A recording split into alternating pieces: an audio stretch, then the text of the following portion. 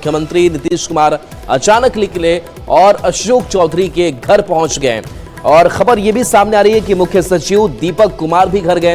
विजय चौधरी के घर भी मुख्यमंत्री नीतीश कुमार पहुंच गए और उनसे भी जाकर के मुलाकात की। तो देखिए, पिछले दिनों भी ठीक ऐसे ही मुख्यमंत्री अचानक अपने आवास से निकले थे और कई नेताओं से मुलाकात की थी।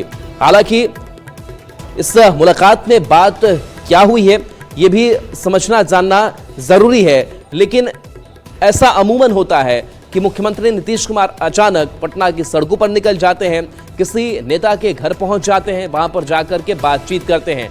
तो ये तस्वीर आपको दिखा रहे हैं, जहां देखिए ये काफिला सीएम आवास से बाहर निकला और ये काफिला जो है वो मंत्री अशोक चौधरी के घर पहुंच गया।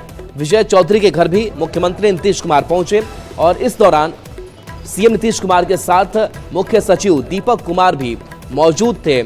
और ये दो बड़े करीबी नेता माने जाते हैं मुख्यमंत्री नीतीश कुमार के, और इन नेताओं के घर खुद पहुंच गए और वहां पर जाकर उन्होंने मुलाकात की।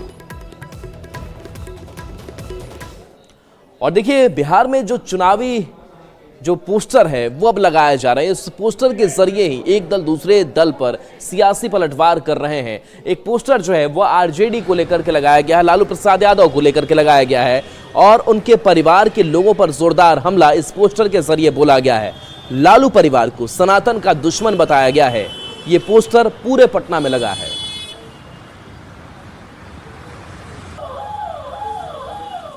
देखिए, लालू प्रसाद यादव पर जो पोस्टर लगाया गया है उस पोस्टर पर आरजेडी का भी जवाब सामने आया है, जिसमें सनातन विरोधी बताया गया है लालू प्रसाद को। तो साथ ही सत्ता पक्ष की तरफ से भी प्रतिक्रिया सामने आई है। दोनों पक्षों ने क्या कुछ कहा है आपको सुनाते हैं।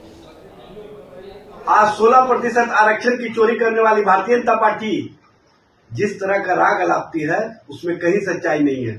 सच तो यह है कि चाहे लालू जी हो चाहे तेजस्वी जी हो, हमेशा नफरत के खिलाफ समाज में बेहतर वातावरण के निर्माण के लिए और देश जो अनेकता में एकता का मिसाल रहा। राष्ट्रीय जनता दल लालू प्रसाद यादव और उनका परिवार मानता है कि मुस्लिम तुष्टीकरण का सबसे आसान तरीका है सनातन के प्रतीक चिन्हों का पुरजोर विरोध। इसीलिए 1990 के दशक में भी लालू यादव ने आडवाणी जी की रथ यात्रा रोकी थी। जब जब मौका मिला तब तब उन्होंने सनातन और सनातन के प्रतीक चिन्हों का विरोध किया। उनकी अगली पीढ़ी तेजस्वी यादव भी इसी सोच से ओतप्रोत है।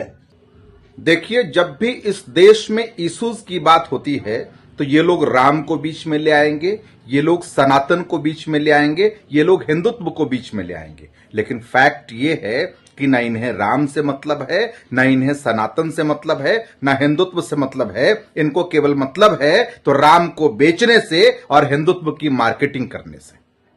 राजद और लालू परिवार जिस प्रकार से सनातन प्रेमियों के साथ दुर्व्यवहार करने का इतिहास रहा है, और राष्ट्रीय जनता दल का तो एमओवाई समीकरण है, और इस एमओवाई को खुश करने के लिए सनातन प्रेमियों के साथ इस प्रकार का दुर्व्यवहार करने का इनका पुराना लंबा ट्रैक रिकॉर्ड रहा है। बीजेपी के राज्यसभा सांसद दीपक प्रकाश बाढ़ पहुंच गए। बता दें कि पार्टी की तरफ से आयोजित कार्यक्रम में पहुंचे थे और इस दौरान बिहार विधानसभा चुनाव, वक्फ कानून को लेकर के अपनी उन्होंने बातें रखी। इस दौरान उन्होंने बिहार विधानसभा चुनाव को लेकर कहा कि बिहार में एक बार फिर नीतीश कुमार के नेतृत्व में डबल इंजन की सरकार बनेगी। वहीं उन्होंने वक्फ कानून पर बात करते हुए कहा कि इस कानून से मुस्लिम समाज में बदलाव होगा। विपक्ष इस कानून का विरोध अपनी राजनीति साधने के लिए कर रहा है। इंडिया गठबंधन की सरकार दोबारा बनेगी, डबल इंजन की सरकार बनेगी। जो तुष्टीकरण की राजनीति करते हैं, अकलियत और मुस्लिम समाज के लोगों केवल वोट का उपयोग करते हैं, उनके चेहरे पे जो नकाब है वो नकाब उठने वाला है। और देखिए, वक्फ संशोधन कानून को लेकर के तेजस्वी यादव का यह बयान सामने आया कि उनकी अगर सरकार बनेगी तो उस कानून को लागू बिहार में नहीं होने देंगे, जिसके बाद से केंद्रीय कपड़ा मंत्री गिरिराज सिंह ने बयान दिया है और गिरिराज सिंह ने तेजस्वी यादव को पसमानदा मुसलमानों का विरोधी बता दिया है। लगता है तेजस्वी जी की सरकार बनना है नहीं, और संसद से जो कानून पास होता है उसको पूरे देश में लागू होता है और संसद पूरे देश का है। और ये गरीब पसपंदा मुसलमानों के खिलाफ हैं तेजस्वी यादव। वो नहीं चाहते हैं गरीब मुसलमानों को और महिलाओं को हक मिले। तेजस्वी यादव इसीलिए अनाप शनाप बोल रहे हैं। तेजस्वी यादव गरीब पसपानदा मुसलमानों के विरोधी हैं। और देखिए केंद्रीय मंत्री नित्यानंद